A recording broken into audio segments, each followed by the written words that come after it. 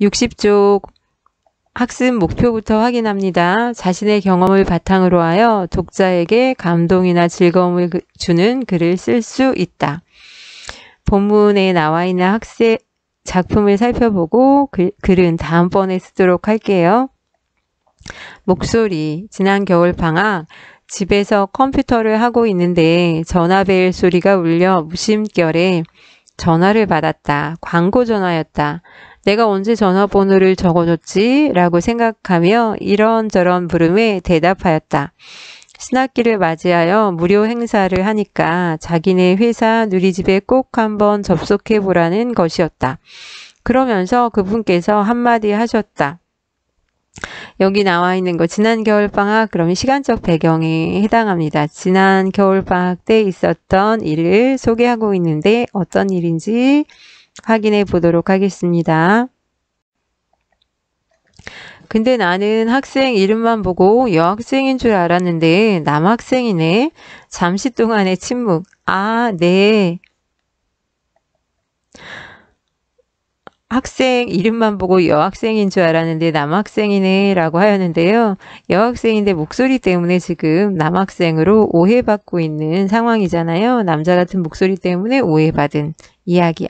잠시 동안 침묵은 이제 고민하는 거겠죠. 저 여잔데요 라고 해야 되나 아니면 남자인 척 해야 되나 하는 상황에서 아, 네 그러고 말았어요. 왜 그랬는지 뒤에 내용 살펴봅니다. 그 순간 당황해서 바로 아니라고는 하지 못하고 대화를 이어나갔다. 그분이 어느 학교에 배정받았냐고 하셨다. 지금 와서 모모 여중이라고 하면 왠지 그분이 무안해야 하실 것 같아서 망설이다가 무슨 중학교에 배정받았다고 했다. 일부러 목소리를 낮게 깔지도 않았는데 남자인 줄 알았다니 지금 생각해보면 웃음이 막 나오지만 그때는 살짝 충격을 먹었었다.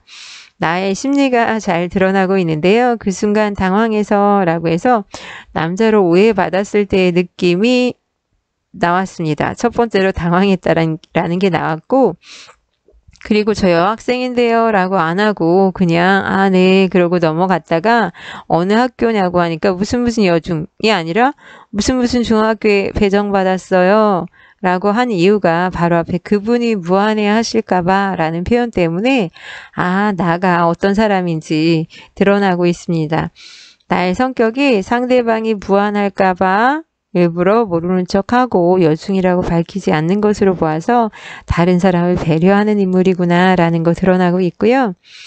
지금 생각해보면 웃음이 나지만 그때는 살짝 충격을 먹었다. 자기를 남자로 오해하는 것에 대해서 충격받았다 라고 해서 나의 느낌이 두 번째 드러났습니다. 남자로 오해했을 때 당황하고 충격을 받고 그래서 여기까지는 광고 전화를 받을 때 목소리 때문에 남학생으로 오해받았던 일을 지금 소개하고 있습니다. 경험 첫 번째라고 생각하시면 됩니다. 두 번째 경험 이야기입니다. 사실 나는 어릴 때부터 낮고 굵은 목소리 때문에 이와 비슷한 일을 셀 수 없을 정도로 많이 겪었다. 소리도 큰 편이기 때문에 친구와 길을 가면서 대화를 하면 내 목소리를 듣고 사람들이 놀란 눈으로 쳐다보기도 하였다. 학교나 캠프에서 연극이나 역할극을 할 때에도 크게 힘들이지 않고 남자 목소리를 낼 수 있다는 이유로 나는 항상 남자 역을 맡았다. 여기까지 살펴보면 내 목소리를 듣고 사람들이 놀란 눈으로 쳐다보기도 했다라고 했는데 여학생이 너무 낮고 굵은 목소리를 내기 때문에 주변 사람들이 놀란 눈으로 쳐다봤다라고 해서 두 번째 경험이 드러나고 있습니다. 남자 같은 목소리 때문에 길거리나 학교에서 겪은 일들을 소개하고 있습니다. 아까는 광고 전화 받았을 때 남학생으로 오해받았던 거, 지금은 길거리나 학교에서 목소리 때문에 겪었던 경험. 전화기로 들리는 내 목소리는 더 낮고 굵어서 친구들도 나를 남자로 오해하곤 한다. 친척들도 전화로는 나와 내 남동생의 목소리를 제대로 구별하지 못한다. 하루는 어머니 친구분의 전화를 받은 적이 있는데 나중에 그분께서 이렇게 말씀하셨다고 한다. 아, 저번에 그 집 아들내미가 전화를 참 잘 받더라. 라고 동생의 친구들이나 선생님에게서 온 전화를 받으면 대부분 나를 형이라 생각한다. 아버지라고 생각하는 경우도 가끔 있다. 친구 집에 전화할 때면 난 거의 언제나 그 아이의 남자친구라고 오해를 받았다. 지금 경험 세 번째 이야기가 드러나고 있습니다. 주변 사람들과 전화할 때 남자로 오해받은 일이 소개되고 있습니다. 하루는 내가 장난삼아 친구에게 물었다. 뭐라고? 야, 내 목소리가 많이 특이하냐? 남자면 평범한데 내가 여자라서 이쯤 되면 다들 내가 목소리 때문에 고민할 거라고 생각한다. 그래서 가끔 사람들이 스트레스를 받지 않느냐고 물어보는데 그럴 때마다 나는 오히려 낮고 굵은 내 목소리에 고마움을 느낀다고 말했다. 지금 친구와의 대화를 직접 인용해서 소개하고 있는데요. 이렇게 친구와의 대화를 직접 인용하면 현장감이 느껴지는 효과가 있습니다. 직접 인용은 이렇게 따옴표를 사용해서 대화나 이런 걸 끌어올 때 직접 인용이라고 하고요. 따옴표 없이 뭐뭐라고 말했다. 이런 식으로 끌어오는 건 간접 인용이라고 하는데요. 직접 인용을 하는 경우에는 조금 더 생생하게 현장감이 느껴지는 효과가 있습니다. 가끔 사람들이 스트레스를 받지 않느냐고 이렇게 만약에 사람들이 스트레스를 받지 않니? 따옴표를 사용해서 쓴다면 직접 인용인데 지금처럼 따옴표 없이 인용하는 경우는 간접 인용이라고 합니다. 차이점을 보여주기 위해서 지금 소개한 거고요. 나는 오히려 낮고 굵은 내 목소리에 고마움을 느낀다 라고 해서 보통 사람들은 너 목소리 때문에 고민일 것 같은데 라고 생각하지만 나는 오히려 고마움을 느낀다 라고 해서 목소리에 대한 주변 사람들과 나 자신의 생각을 비교하고 있습니다. 그래서 글쓴이에 긍정적인 태도가 드러나고 있습니다. 고마움을 느낀다라는 것에서 긍정적인 태도 첫 번째 드러나고요. 뒤에 가서 또 하나 더 드러나는 것이 있습니다. 왜냐하면 사람들에게 내 목소리에 관한 재미있는 이야기를 들려주어 분위기를 좋게 만들 수도 있고 처음 만나는 아이들과는 목소리 덕분에 더 빨리 친해질 수도 있기 때문이다. 게다가 나는 얼굴에 별다른 특징이 없기 때문에 사람들은 대부분 목소리와 관련지어 나를 기억했다. 남자 같은 목소리를 가진 여자아이로. 그 덕분에 학교 앞 빵집에서 일하는 언니하고 서점 아저씨와 친한 사이가 되었다. 지금 부부는 내가 목소리에 고마움을 느끼는 이유가 잘 드러나고 있습니다. 내 목소리에 관한 재미있는 얘기를 들려줘서 분위기를 좋게 만들 수도 있고 친구들과 더 친해질 수도 있고 별다른 특징이 없는데 목소리 때문에 잘 기억하고 그리고 주변 사람들과 금방 친해지고 그래서 글쓴이가 자신의 목소리에 고마움을 느끼는 이유를 소개하고 있습니다. 얼마 전 인터넷 게시판에서 낮고 굵은 목소리 때문에 고민하는 여자아이가 쓴 글을 보았다. 그 밑에 적혀있던 답변은 나중에 수술하세요 였는데 나는 다른 답변을 해주었다. 낮고 굵은 목소리 때문에 고민할 수도 있겠지만 그 목소리 덕분에 내가 다른 사람들에게 좀 더 특별한 사람이 될 수도 있다.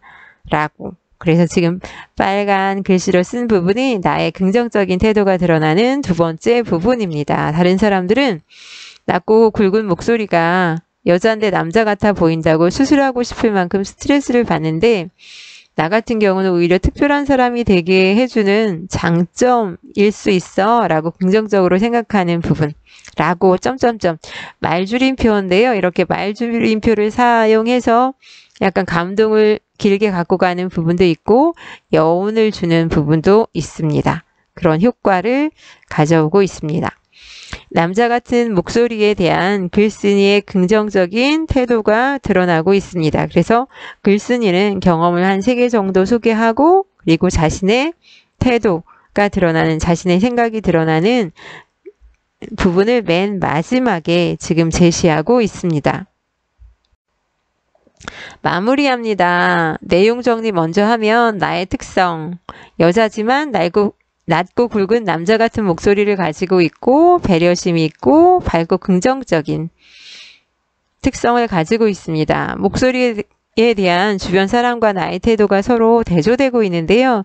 주변 사람들과 나의 태도가 어떻게 대조되는지, 주변 사람들은 목소리 때문에 고민할 거다, 스트레스를 받을 거야. 그래서 일부는 막 다른 인터넷 게시판에는 수술하는 게 어떠냐라고 이제 제안하는 경우도 있지만, 나는 낮고 굵은 목소리에 고마움을 느끼고 목소리 덕분에 다른 사람들에게 더 특별한 사람이 될 수 있다라고 생각해서 긍정적으로 생각하는 태도가 잘 드러나고 있습니다. 그래서 목소리에 대한 태도가 대조되고 있다는 거 알 수 있습니다.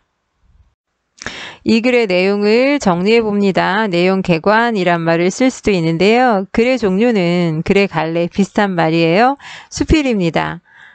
중심 소재, 제재는 목소리, 주제는 남들이 남자 같다고 오해하는 내 목소리를 나만의 특별함이라고 생각하고 고맙게 생각하는 글쓴이의 태도가 잘 드러나고 있습니다.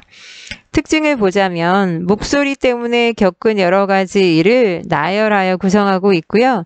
글쓴이의 긍정적인 태도가 잘 드러나는 글입니다.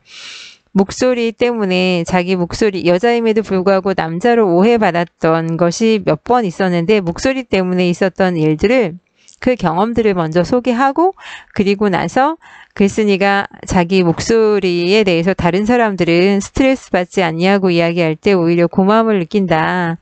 이 목소리 때문에 특별한 사람이 될 수도 있지 않겠냐라고 해서 글쓴이의 태도가 잘 드러나는 글입니다. 학생이 쓴 수필 작품 우리가 살펴보았는데요. 이 작품이 감동이나 즐거움을 주는 이유를 살펴보자면 남학생으로 오해받은 일화를 솔직하게 제시하고 있고요. 친구와 나눈 대화 등을 그대로 옮겨서 생생하게 제시하고 있습니다. 또한 자신의 목소리를 긍정적으로 생각하는 글쓴이의 태도도 잘 드러나고 있고 인터넷 게시판에서 본 글과 관련지어 말하고자 하는 바를 참신하게 제시하고 있다고 할 수 있습니다. 그렇다면 감동이나 즐거움을 주는 글을 쓰려면 어떻게 하는 게 좋을까요? 여러 방법들이 있는데 몇 가지 소개한다면 자신의 경험을 솔직하게 표현하는 것이 좋고요. 독자가 공감할 수 있는 내용을 쓰는 것이 중요하고 독자가 자신의 경험을 생생하게 느낄 수 있도록 표현하는 것이 중요합니다. 그 예로 우리 교재에서는 대화를 직접 인용하기도 하였는데요. 그런 방법을 사용할 수도 있습니다. 또 말하고자 하는 바, 주제를 분명하게 표현하는 것이 좋습니다. 이 글을 통해 말하고자 하는 바가 무엇인지 드러내는 것이 중요한데요.